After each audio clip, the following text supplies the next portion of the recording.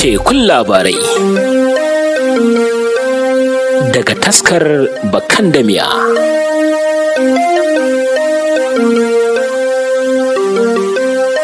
Tekun labarai littafi na ɗaya na marubuci Ɗanladi Haruna. Babi na ɗaya.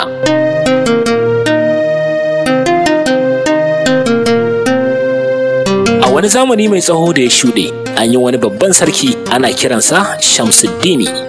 Ya kasance mai girman iko, mulkinsa ya watsa cikin ƙasashen duniya tun daga Kurasana har zuwa Sistani har iyakar tekun Hindu.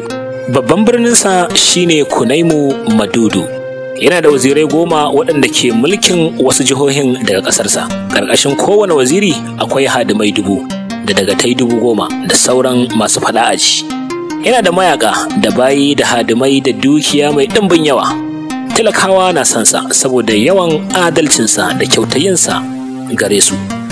Sai dai duk wannan abubuwa da ya tara ba shi da mata. Ya taɓa yin auren bai ji daɗi ba, don haka ya jinkirta har ya samu wadda za ta yi masa biyayya sau da ƙafa. Wata rana ya shirya tare da bayansa suka fita farauta. Yayin da suka gama zagaye daji, suka kamo hanyar gida sai suka yi kicibis da wani bakin bawa yana haye bisa alfadara. Biye da shi wata taguwa ce dauke da darbuka na zinariya yana ta daukar ido. Sannan biye da su mayaka ne cikin shiri suna haye kan dawakai. Gaba da su wasu dawakan ne dauke da jauhari da lu'ulu'u suna tafiya cikin tsari.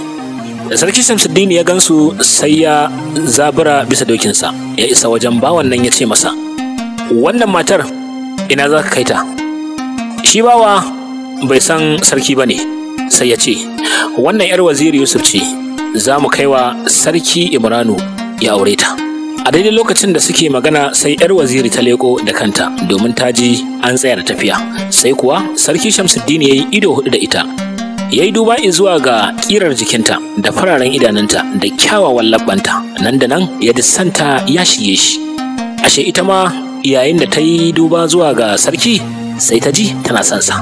Sarki ya ce da bakin bawan nan, ka sani waziri Isfahanu a ƙarƙashin mulki na yake, ni ne sarki Shamsuddin, ina son wannan yarinyar, don haka ka bani ita na aure ta. Bawa ya ce, ai ni dan aike ne, ba zan aikata abin da ubangidana bai umarce ni ba. Sarki ya fusata ya ce, kai ɗin banza kai ɗin wafi? Ko shi wazirin da yake bawanmu bai isa ina son abu ya amincewa ba. Ya daka wa bayansa tsawa suka kama akalar alfadaran nan suka wuce da ita gidansa. Mayakan nan na ganin haka sai suka juya tare da bakin bawa suka koma wajen waziri Isfahanu suka shaida masa abin da ya faru. Waziri na jin haka ya fusata matukar fusata, ya kawo iyakar wuya. Ya ce, wannan mugun sarkin ya bautar da ni, yana son bautar da iyalina ma. Ku sani ban bashi wannan 'yar ba, kuma ba zan yarda ya taɓa ta ba. Idan kuwa ya aikata hakan to a bakin ransa. Duk da ya faɗi haka sai ya aika da takarda zuwa ga sarki yana mai cewa, ka sani ni bawanka ne ɗan bayanka. Kenan 'yata ma mallakinka ce, sai abin da ka ga dama da ita? Akan haka ban da ta cewa. Da sarki ya ga wannan takarda sai ya cika da murna da farin ciki. Yasa aka shirya walima mai yawa, ya aika wa waziri kyautar bajinta, aka shiga hidimar aure da shagulgula. Bayan an ƙare shagali, sarki ya shiga wajen matarsa ya tare da ita. Babu jimawa ta samu ciki. Waziri kuwa sai ya rika aika wa ragowar waziran wasiƙa a ɓoye yana shaida musu irin abin da sarki ya yi masa na tozarci. Dama ashe duk suna jin haushinsa. Nan da nan suka taru a wajen waziri Isfahanu. Suka shirya yadda za su kashe sarki kowa ya huta. Bayan sun ƙara shiri kaf suka darfafa babban birnin ƙasar. Duk abin da ake ciki sarki ba shi da labari. Yana ɗakin matarsa suna cin amarci sai suka ji hayaniyar dawaki da ihun mazaje da ƙarar mata da yara. Sarki ya dubi matarsa wadda ke da tsohon ciki ya ce mata, wace dabara za mu yi? Ta ce, kai ke da gani, duk abin da ka gani shi za mu aiwatar.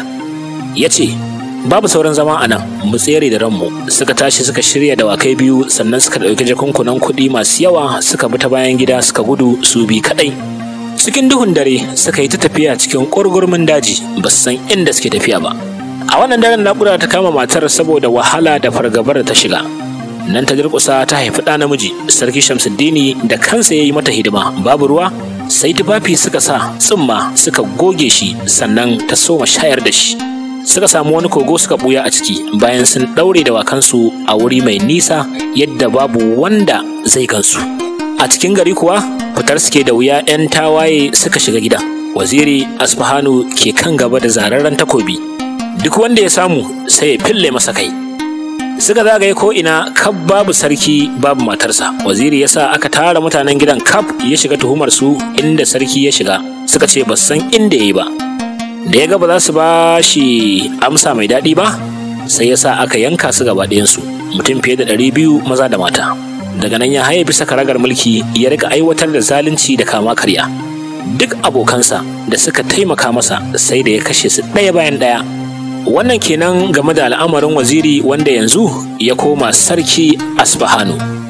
Sarki Shamsuddin kuwa da gari ya waye suka shirya za su tafi, sai ya ce da matarsa wadda yanzu ta zama mai jego, ni ina ganin makiya na nan biye da mu, kuma a gaskiya wannan jaririn zai zame mana matsala har a kai ga cin mana, don haka na hore ki da ki ajiye shi nan, idan da rabon ganawar mu Allah zai sadar da mu a nan gaba.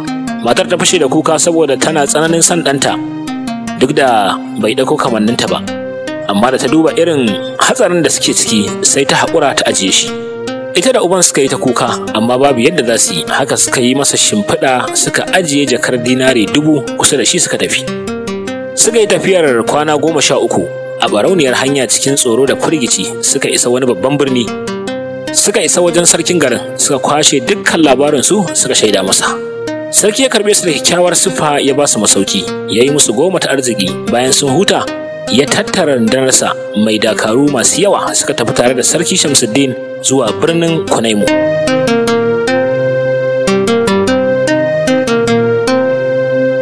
Kuna sauraron wannan labari ne ƙarƙashin taskar Bakandamiya, wanda fasihin marubuci wato Ɗanladi Haruna ya rubuta.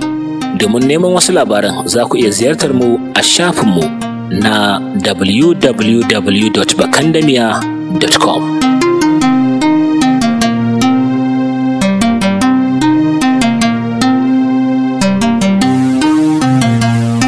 Suka auka masa da yaƙi. Sarki ya kashe wazirinsa Asfahanu da hannunsa, ya ƙwace mulkinsa, ya koma kan karagarsa. Mutane suka yi ta murna saboda azzalumi ya tafi, adali ya dawo. Bayan an natsa, sarki Shamsuddini ya aika dakaru zuwa daji inda suka ajiye jaririnsu, amma suka dawo ba su same shi ba. A nan sarki ya zauna yana ta bakin ciki tare da addu'ar samun saduwa da ɗansa. Shi ko jaririn nan da aka ajiye yana barci har rana ta soma zafi, yunwa ta farkar da shi ya soma kuka. A daidai lokacin kuwa wasu 'yan fashi sun zo wucewa, sai suka ji kukan jariri. Suka isa wajen, suka tarar da jakar kuɗi kusa da shi, kuma yana cikin mayafi irin na sarakuna. Suka ɗauko shi suka kawo wa babbansu. Shugaban 'yan fashin na ganinsa ya ji sansa ya kama shi, yasa aka tatso nonon taguwa aka bashi. Nan da nan ya sha ya koma barci. Suka tafi da shi wajensu, aka miƙa shi ga mata suka yi ta rainansa. Ana nan yaro ya girma har ya iya tafiya da magana, ya koyi karatu da dabarun yaƙi. Barayin suka rika ƙoƙarin shigar da shi cikinsu, amma ya ƙi yarda. Kullum sai wa'azi yake musu da nasiha da gargaɗi. Da shugaban 'yan fashin ya ga lalle yaron nan ba zai yarda ya zama tamkarsa ba, sai ya shirya wata dabara yayin da za su fita wani hari. Ya kira yaron, wanda suka raɗa masa suna Kabiru, ya ce masa, gobe za mu kai ziyara ga wasu abokanmu, ina so ka shirya ka tafi tare da mu. Kabiru ya ce, Allah ya kai mu, ziyara tana da daɗi kuma tana da ɗimbin lada. Washe gari suka shirya suka tafi, ashe aikin fashi za su ci. Dabarar shugaban ita ce idan yaron ya ga yadda ake gumurzu da fatake, zai yarda cewa sana'ar fashi da makami ma babban jidali ne, domin kuwa kafin a samu abin da ake nema sai an sha fama. Suka isa wata babbar hanya inda wasu ayari suka taho da dukiya mai yawa za su birnin Kunaimu. Suna kuwa ɗauke da dukiya mai ɗimbin yawa. Barayin sun samu labari, sai suka yi niyyar tare su, su karkashe su, su ƙwace dukiyar. Suka shirya suka samu wajen da za su tare su. Ashe su ma wannan tawagar akwai mayaka. Samun labarin 'yan fashin ya sa suka yi kyakkyawan shirin kota kwana. Suna gamuwa kuwa yaƙi mai tsanani ya kaure a tsakaninsu. Allah ya ba wa ayari nasara akan 'yan fashin nan, suka yi musu mummunar barna har shugabansu ya arce da ƙafafunsa, suka kama mutane da dama ciki har da yaro Kabiru suka tafi da shi.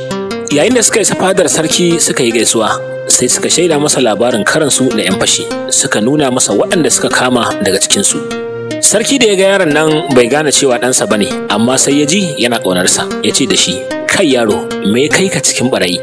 Yaro ya ce, ubana shine shugabansu, amma ni bana sha'awar sana'arsu. Sarki ya ce da mutanen da suka kawo shi, ku bar min wannan ya zauna a wajena. Daga nan sarki ya shigar da shi cikin hadimansa, ya ba shi kaya na alfarma kuma ya amince masa. To kafin a yi haka kuwa, sarki na fama da matsalar masu kula da dukiyarsa, musamman yadda waziransa su 10 suke shiga ciki suke wadaƙa sarransu. A hankali ya auna wannan yaro ta hanyoyi da dama, ya amince da mutuncinsa da hankalinsa da amanarsa.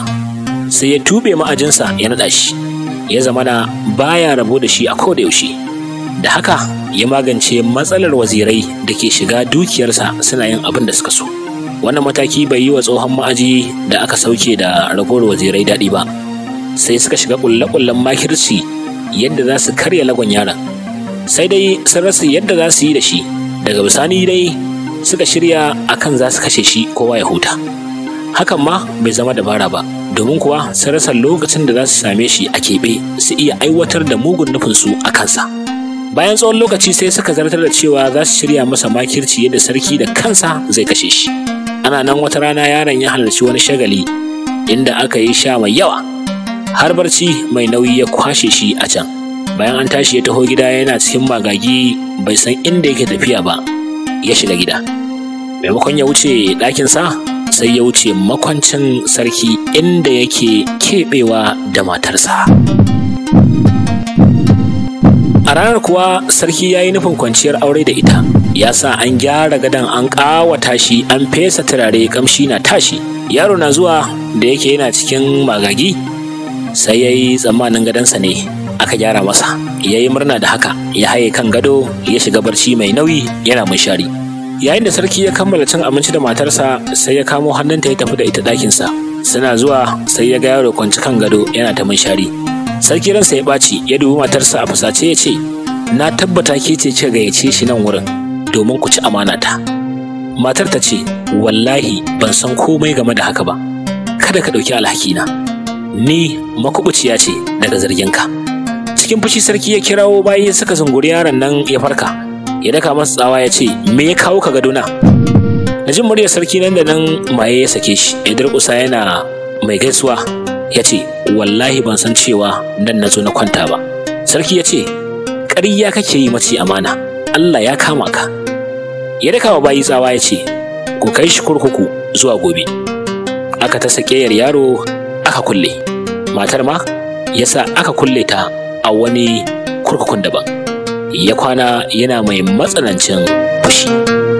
To, mai sauraro, wannan shine ƙarshen babi na 1 a cikin littafin Tekun Labarai, littafi na farko, wanda fasihin marubuci wato Ɗanladi Haruna ya rubuta. Kuma kun saurare shi ne ƙarƙashin sahalewar Taskar Bakandamiya. Domin neman ci gabansa ko kuma wasu labarin, za ku iya ziyartar mu a www.bakandamiya.com.